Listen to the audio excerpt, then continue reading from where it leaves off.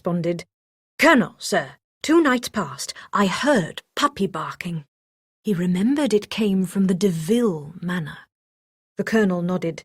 "Well, I suppose we'd better investigate. On the double, man!" Sergeant Tibbs saluted as he left the barn. "Yes, sir. Right away, sir."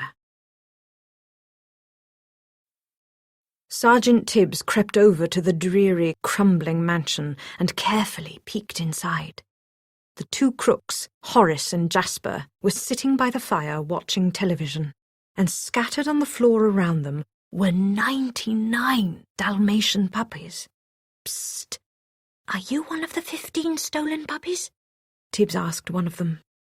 "They're over there," the puppy responded, pointing to the television. Sergeant Tibbs quickly counted. All 15 puppies were there. He raced back to report to the colonel.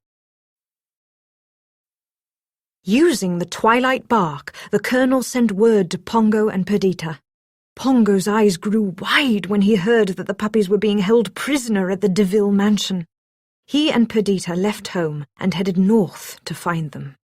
Perdita was so worried. Cruella had been behind the kidnapping. Who knew what evil plans that woman had in store?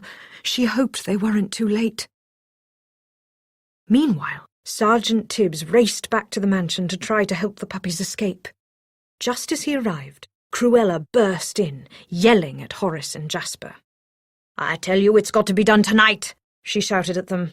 Cruella wanted to make the puppies into fur coats. "Do it now. I'll be back in the morning and the job better be done." Once Cruella left, Sergeant Tibbs seized his chance. If he didn't hurry, all 99 puppies were in big trouble. He whispered through a hole in the wall. "Psst, kids, follow me." One by one, the puppies snuck out through the hole. The last puppy was escaping when Jasper turned around. "Horace, look! They're gone!" he called. The 2 crooks chased the puppies through the mansion and eventually cornered them in the living room. Sergeant Tibbs tried to shield the Dalmatians, but he was too small to protect all 99. Just as Jasper was raising his club to strike, Pongo and Perdita burst through a window. They snarled and yapped, fighting off the crooks so the puppies could escape back to the barn. Then Pongo and Perdita raced away too.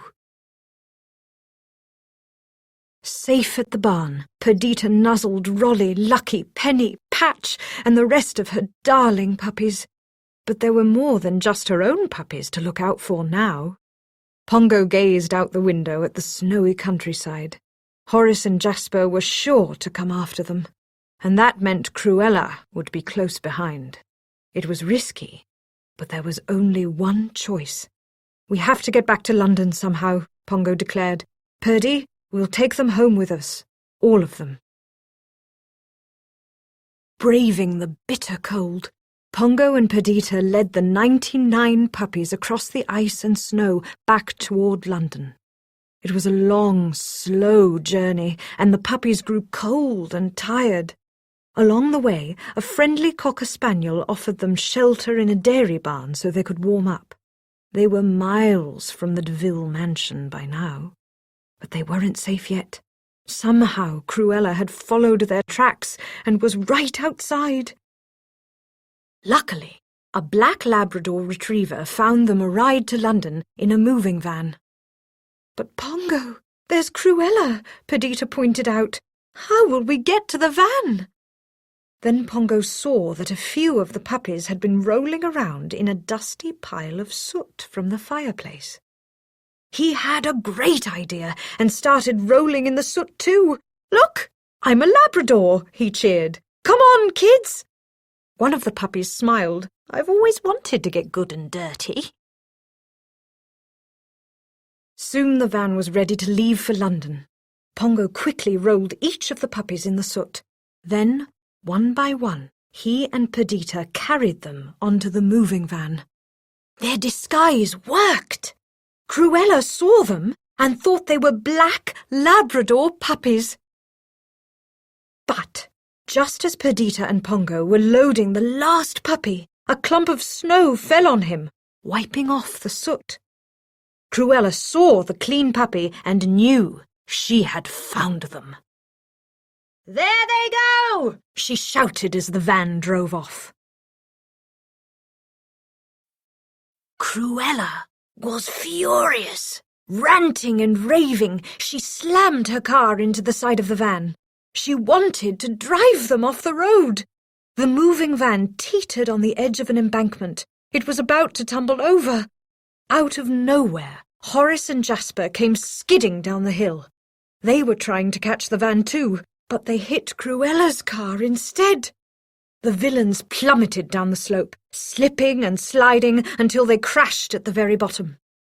Cruella crawled out of the wreck and cried, "You fools!" Pongo and Perdita sighed. They were safe at last. Back at home in London, Roger and Anita were very sad. First, their puppies had been stolen, and now Pongo and Perdita were missing. But suddenly, Pongo, Perdita, and the puppies burst into the room. Roger and Anita were overjoyed until they noticed all of the puppies. Roger, Anita, and Nanny started counting. 101, said Anita.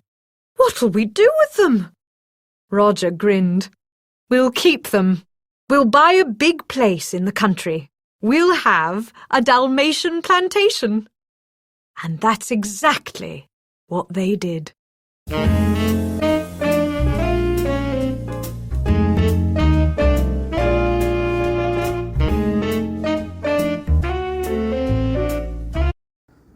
Alright everybody, that is the end of story time for the children tonight. I hope that this is a little bit of a time saver for the adults. Gives mom a little break. Or dad.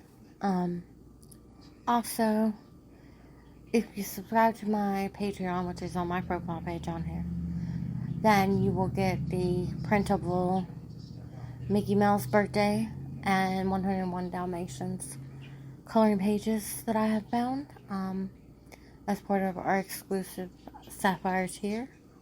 Not to mention general announcements, other kinds of content. Well, everyone, to all the children, sweet dreams. To all the grown-ups, sweet dreams. I know this is a very short podcast for tonight, but join us next time for music next Thursday. And if you haven't heard about Roast and Chills, Roast and the symbol and Chills, CHILLZ, you can check that out on Spotify. But that one is not for children. It is crime stories, ghost stories. There will be some heartwarming stories coming up. We plan to do a lot of things. I'm planning to do the Jaded Nation. That's for both the podcasts that I have. Websites soon. I do hope everyone enjoys. Good night, everybody.